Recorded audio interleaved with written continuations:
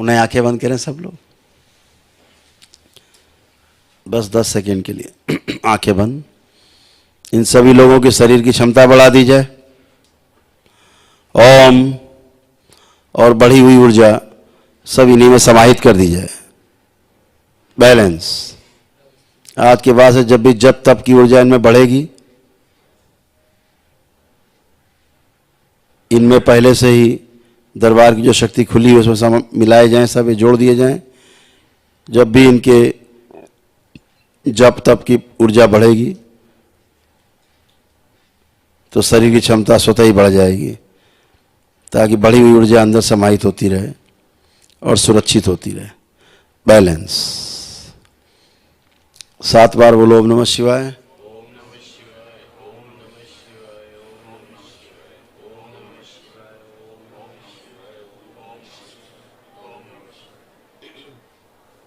Balance.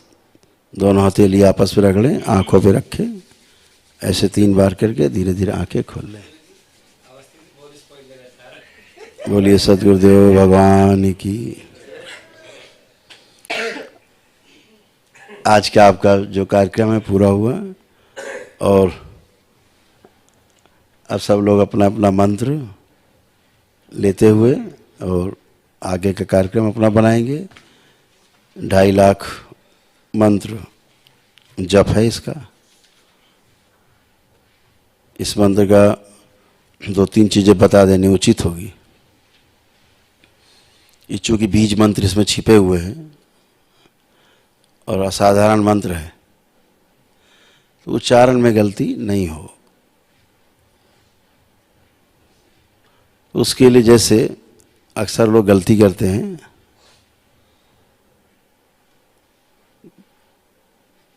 कि जैसे आ के ऊपर बिंदी रखी रहती है, किसी बच्चे का नाम अंकुर है, तो उसमें जब अंग्रेजी में लिखेंगे तो ANKUR ऐसे लिखते हैं ना, अंकुर। लेकिन जब बीज मंत्र में जाते हैं तो वहाँ पर AN ना होकर के अगर अंकुर लिखा है तो माँ का उच्चारण आता है, अंकुर बोला जाएगा। है ना, जैसे ओम माँ है ना, एम तो ए है, ए उस पर अंक की बिंदी रखी तो एन नहीं है, एंग नहीं है, एम ऐसे आधा माँ है, हलंत एम ऐसे है ना। तो ये जो हलंत है वो अंक की बिंदी माँ का ऐसे उच्चारण। जैसे कहीं आप पढ़ते हो, आता होगा बीज मंत्र में ह्रीम, तो ह्रीन नहीं पढ़ना है, ह्रीम माँ है, ह्रीम ऐसे मुंह बंद हो गया। ह्रीन तो मुंह खुला रह गया, ह्रीन। अगर ह्रीम तो मुंह बंद हो गया, ह्रीम ऐसे। एम मुंह बंद हो गया। अगर आप बोला एन तो मुंह खुला रहेगा, है ना, तो मुंह बंद होना है। एम जैसे ओम है ना, मुंह बंद हुआ।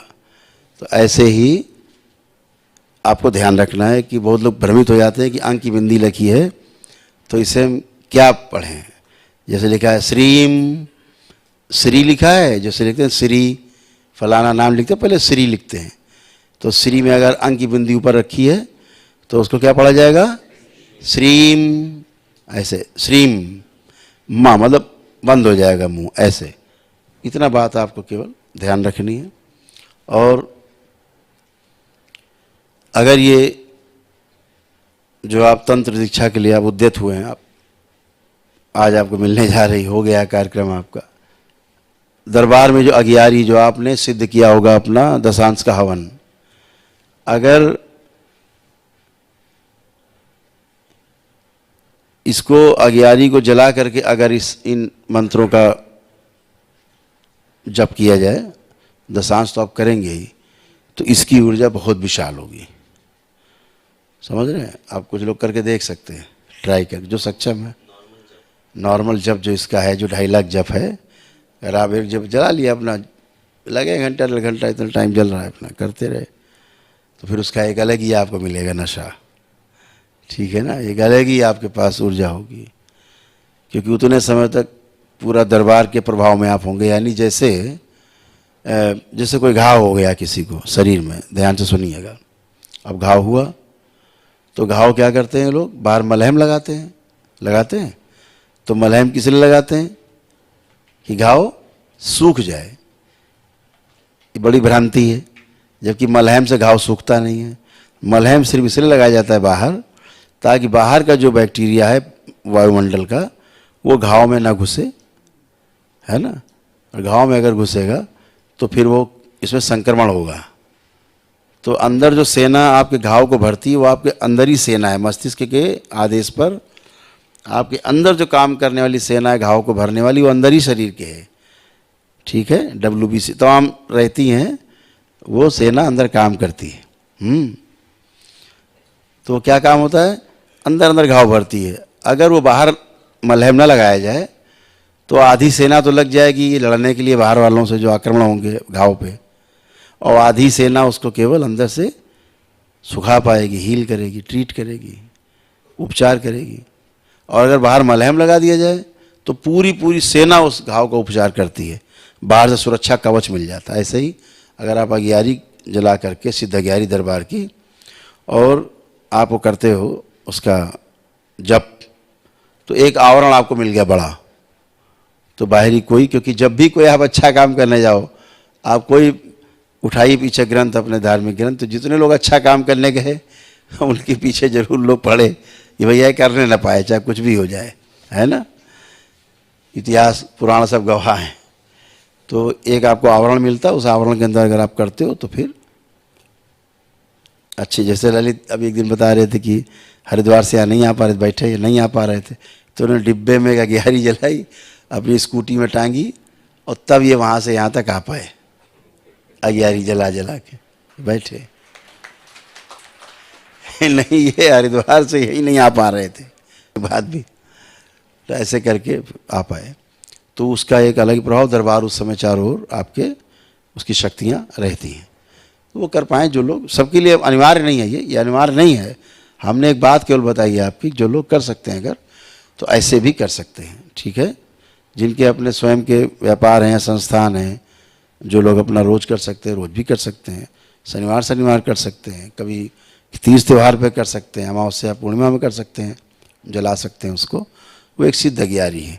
अगर कोई निगेटिविटी आपके यहाँ इकट्ठी होती है, अग्यारी एक जलाई आपने, सब साफ मैदान, जैसे आप हवन करते हो इतना बड़ा, वो छोटा सा लेकिन पूरा घर में लगेगा हवन हुआ है, ऐसे आपको रहेगा। तो वो कर सकते हैं आप। तो अभी आप लोग ये भी ध्यान रखना है कि समय अगर एक बनाएंगे निश्चित कि उस समय जाप करना है, उसका एक अलग लाभ होता है। ठीक है, पहले आपको पता है, छोटी छोटी बातें तो पता ही है आपको, आप मंत्र दीक्षा से होकर के आए गुजर करके, तो सभी लोग। और कहीं रास्ते में हो, सफ़र में हो, नहीं कर पा रहे, अपना मानसिक जाप कर लिया, मन में ही अपना जप कर लिया, 11 बार कर लिया, 21 बार कर लिया, ऐसे ही मन में प्रणाम करके। जब भी कोई आप जप करो, दरबार का सिखाया गया कोई ध्यान करो, तो सबसे पहले अपने गुरु का, पूर्ण गुरु का, बाबा का और माँ का ध्यान जरूर करो। उनको धन्यवाद दो कि आपने हमें इस लायक बनाया कि आज हम जप करके और स्वयं को जानने का प्रयास कर पा रहे हैं, आपकी कृपा से संभव हुआ है। तो धन्यवाद करते हुए शुरुआत करें, भगवान भोलेनाथ माता का मस्तक प्रणाम करके अपना जप शुरू, और जब समापन करें तो भी ऐसे ही बाबा माता को धन्यवाद करते हुए, भगवान भोलेनाथ माता का मख्या को प्रणाम करते हुए और उसका समापन करें। इसको हमेशा ध्यान रखिए, ये शुरू में आखिरी में जरूर करें, तो बहुत अच्छा रहता है, मन पवित्र रहता है, कृतज्ञता के भाव बने रहते हैं अंदर।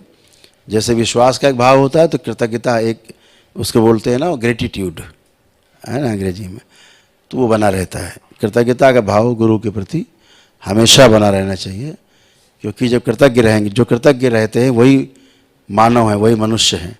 जो अकृतज्ञ हैं, जिनके अंदर कृतज्ञता नहीं है, वो मनुष्य नहीं है। ठीक है ना, जैसे जानवर को भोजन दिया, खा गया, चला गया, कोई कृतज्ञता नहीं, खाया चला गया। मनुष्यता में खाया धन्यवाद करता है ना। कोई खिलाता है तो धन्यवाद करता है, भिखारी भी आपको आशीर्वाद दे के जाता है। हैं? हाँ, आसन के लिए जैसे जिस आसन पे आप बैठ के करते हैं, तो अगर इस ये ध्यान आपको रहे कि वो आसन कोई दूसरा प्रयोग ना करे। क्यों नहीं करे? क्योंकि जैसे अब यहाँ हम बैठे हैं, ठीक है, इस जगह में बैठे हैं, अगर इस आसन पे कोई बैठ के देख लो, इस पर बैठ जाओ, कोई 10 मिनट बीमार हो जाओगे, है ना। वो ऊर्जा आप नहीं झेल पाओगे। यहाँ जो ऊर्जा है बाबा और माँ की, वो आप नहीं झेल पाओगे। जैसे ज़्यादा ऊर्जा हो जाती है आदमी गिरने पड़ने लगता है, ऐसे ही हो जाए पागल जैसा, ठीक है ना। तो ऐसे अपना जो आप आसन प्रयोग करते हो, तो आसन प्रयोग करते समय हमेशा जैसे आप चलते हो ना, जैसे रेत पर आप बैठे हो, रेत पर, और कपड़ों में रेत चिपक जाती है रेत, तो आप चलो तो ऐसे से करो तो गिरती जाती है, झरियाते जाओ कपड़ों से। ऐसे ही जहाँ भी आप अभी आप उठोगे ना यहाँ से, तो आपके शरीर के तमाम जो कण हैं, है ना, जो क्षरण हो चुका है शरीर से, वो यहाँ पड़े रह जाएंगे, और कुछ आप झड़ते हुए बालू की तरह जहाँ तक आप जाओगे जाएंगे, क्योंकि क्षरण होता ही रहता है। इसी तरह कुत्ते और सूंघ करके आपको पकड़ लेते हैं, जो ट्रेन कुत्ते होते हैं, यही वाले जो एटम हैं जो क्षरण हो जाते हैं, इन्हीं को सूंघ करके वहाँ तक पहुँचते हैं वो, अब पता है आपको। तो जिस आसन पे आप बैठते हैं, उस आसन पर कोई दूसरा ना बैठे, नहीं उसको कष्ट हो सकता है, क्योंकि आपकी एक ऊर्जा बड़ी ऊर्जा है, और उसके कण हैं, भले ही कहते हैं नहीं हमारा हाथी स्वभाव लाख का होता है, तो क्षरण भी हो गया है ऊर्जा का, जो एटम आपके क्षरण हुए हैं, अंश टूटे हैं, तो वो भी काफ़ी खतरनाक है। दूसरे ना बैठें, ठीक है। जब भी आप उठें अपने आसन को पैर से ऐसे काट दें, कट्टम का निशान बनाते हैं ना, कट्टम गलत वाला निशान, गुड़ा वाला कट्टम, ऐसे पैर से या हाथ से उसको काट दें, जरूर, इतना जरूर करें, ठीक है ना। और उसके बाद उसको तहा के रख दें, घर में बता दें कि इसको इसमें कोई ना बैठे, ठीक है। और अगर ऊनी आसन है, उलन है, तो ज़्यादा अच्छा है। उलन के ऊपर भले आप कॉटन का कुछ लगा लो, तो उलन में क्या रहता है, जो ज़मीन के जो ऊर्जा है, जो जिसे आप